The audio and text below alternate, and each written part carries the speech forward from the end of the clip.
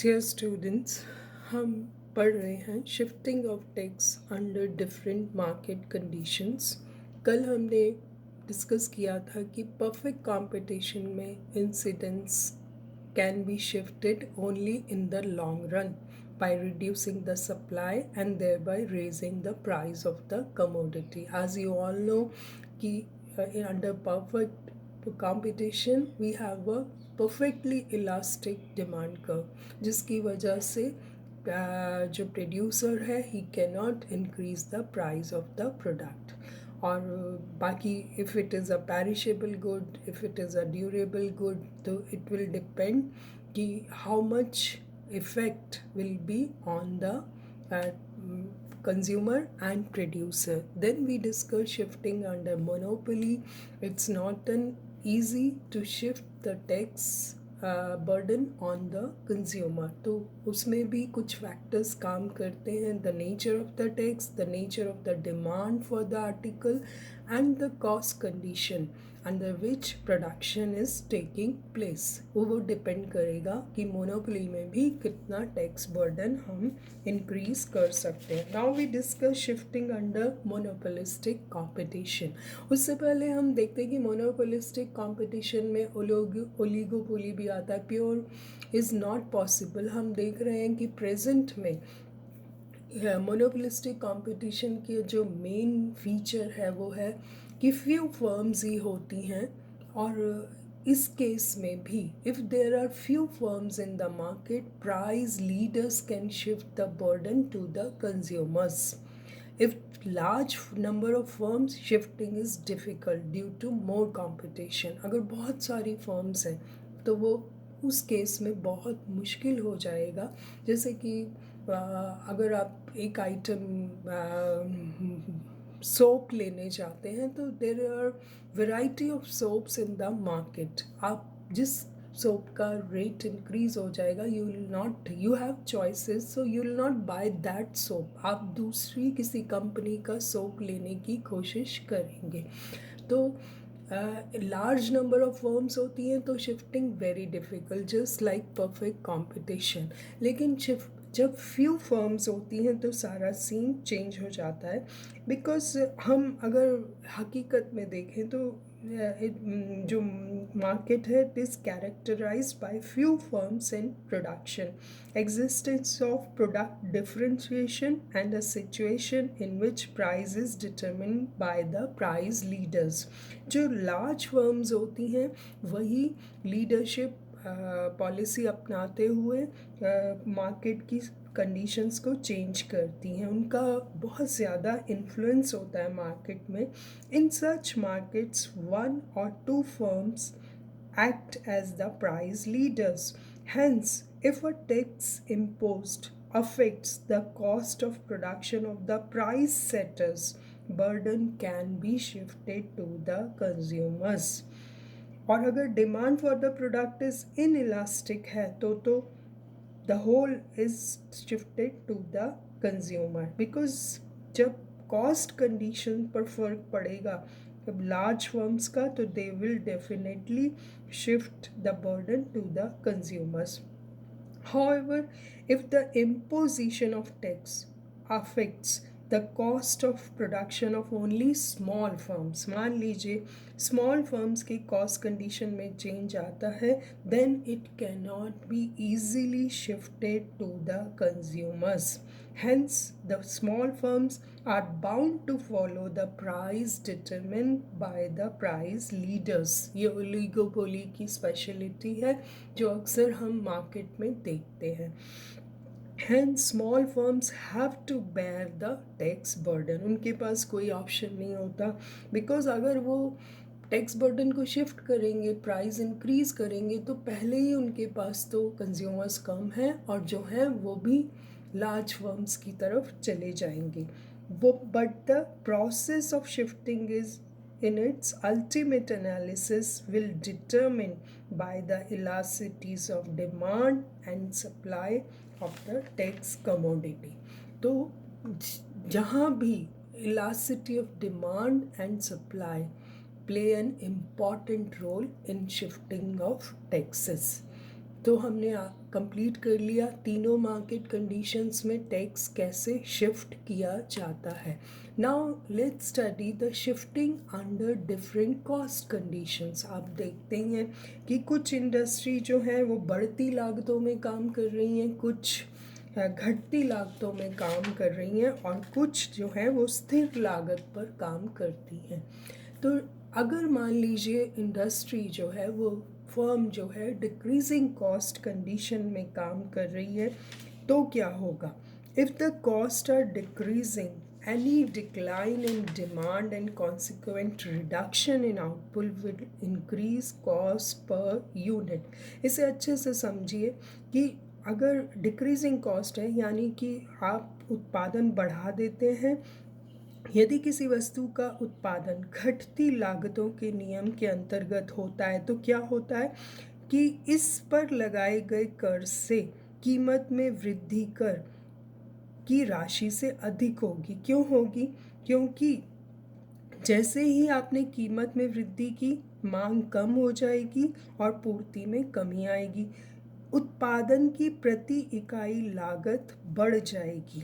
मतलब decreasing cost है, तो आप अगर प्रोडक्शन को घटा देते हैं तो उल्टा असर होगा कि प्रोडक्शन कॉस्ट बढ़ जाएगी तथा विक्रेता वस्तु की कीमत को कर की राशि से अधिक बढ़ा देता है तथा पूरा मुद्रा भार क्रेता पर लाद देता है. आपको ये बात बहुत अच्छे से समझनी है कि if cost are decreasing, any decline in demand and consequent reduction in output will increase cost per unit. If under this condition a tax is imposed on the producer and the producer attempting to shift the burden by raising the price, the demand for his product will decline. जैसे ही demand decline होगी, उसकी cost per unit rise हो जाएगी, क्योंकि उसकी firm decreasing cost condition में काम कर रही है. जैसे जैसे वो प्रोडक्शन बढ़ाता है, उसकी कॉस्ट घटती जा रही है, और जब उसका प्रोडक्शन कम करने की कोशिश करेगा तो उल्टा हो जाएगा, उसकी कॉस्ट जो है वो बढ़ जाएगी. In that case price will have to be raised by more than the amount of tax to cover increase in cost resulting from output restriction. ये क्वेश्चन एक दो बार नेट में भी पूछा गया है कि व्हेन डिक्रीजिंग कॉस्ट कंडीशन होती है तो shifting is not desirable because लेकिन उसको क्या करना पड़ता है, उसको ज़्यादा रेज़ करना पड़ता है जो प्राइस है, और फिर उससे क्या होगा, जब वो रेज़ करेगा प्राइस तो उसकी डिमांड जो है वो कम हो जाएगी. डिमांड कम होते ही उसे आउटपुट घटाना पड़ेगा, और आउटपुट घटाते ही उसकी कॉस्ट बढ़ जाएगी. तो अल्टीमेटली वो क्या करेगा कि कमोडिटी का प्राइस इंक्रीज़ तो करेगा ही, कितना? टैक्स से ज़्यादा करेगा, क्योंकि उसको अब ज़्यादा पे करना पड़ रहा है, उसका जो कॉस्ट ऑफ प्रोडक्शन है वो ज़्यादा बढ़ गया है. In case of increasing cost condition, a part of tax burden can be shifted. कैसे? If costs are increasing, a decline in output will lower cost per unit. मान लीजिए वो इंक्रीजिंग कॉस्ट में काम कर रहा है, यानी कि बढ़ती लागतों में, वस्तु का उत्पादन बढ़ती लागतों अथवा घटते प्रतिफल के अनुसार होता है, तो ऐसी वस्तुओं पर कर लगाने से उनकी कीमत में कर की राशि से कम वृद्धि होगी. क्यों होगी? क्योंकि जब उसका प्रोडक्शन घटेगा, a tax imposed under this condition will raise the price of the commodity by an amount less than the amount of tax. Why? Only a part of tax burden will be shifted to the buyers. This happens because imposition of a tax will reduce the demand for the tax commodity. Consequently supply will reduce, और supply reduce होगी तो उसकी वो production कम करेगा, और this reduction in supply leads to lower average cost, उसकी average cost कम हो जाएगी। तो वो क्या करेगा, उसको उल्टा कॉस्ट कम हो जाएगी और वो टैक्स बर्डन भी थोड़ा कम शिफ्ट करेगा कंज्यूमर पर। डिक्रीजिंग कॉस्ट में उसे ज़्यादा करना पड़ेगा, जबकि इंक्रीजिंग कॉस्ट में उसको हील रिडक्शन से उसकी एवरेज कॉस्ट कम हो जाएगी, तो उसको कमोडिटी की कॉस्ट कम पड़ेगी, तो वो टैक्स को थोड़ा कम बर्डन डालेगा कंज्यूमर्स पर।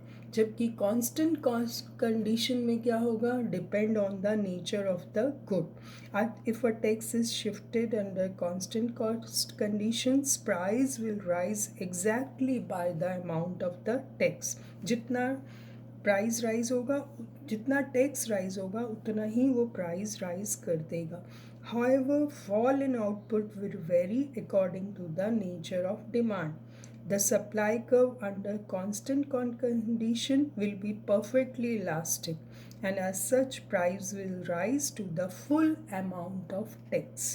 In this situation, entire burden will fall on the consumers. तो डिफरेंट कॉस्ट कंडीशंस के अंदर भी आप देख सकते हैं कि कैसे टैक्स का बर्डन शिफ्ट किया जाएगा। नो डाउट ये डिडक्टिव रीजनिंग पर बेस्ड है ये थ्योरी। द थ्योरी अगर हम इसमें देखें तो गवर्नमेंट एक्सपेंडिचर और public expenditure plays an important macro economic role in affecting the shifting of the tax. तो which is very complicated to measure. हम बहुत आसानी से इसका इफ़ेक्ट मेजर नहीं कर सकते, क्योंकि बहुत सारे और भी फैक्टर हैं जो कि काम करते हैं। Government role in development activities of the economy, provision of public goods, price control, other regulatory measures do affect the working of the price system.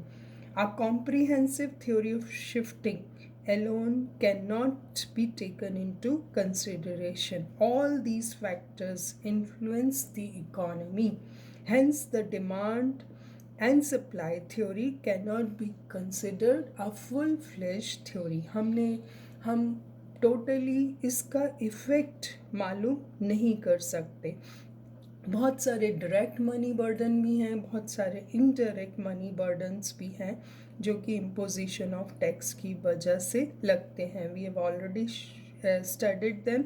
Then shifting power depend upon the strength of bargaining power of sellers and buyers. हम कई बार market में जाते हैं तो bargaining power भी एक बहुत important role play करती है। हम चीज़ खरीदते हैं तो we bargain with the seller, और कई बार उसकी फेवर में चला जाता है और कभी हमारी फेवर में। तो ये सब भी स्ट्रैटेजिक फैक्टर्स हैं जो शिफ्टिंग को इफ़ेक्ट करते हैं। This way we complete this topic and we'll start with a new topic from tomorrow. Thank you so much.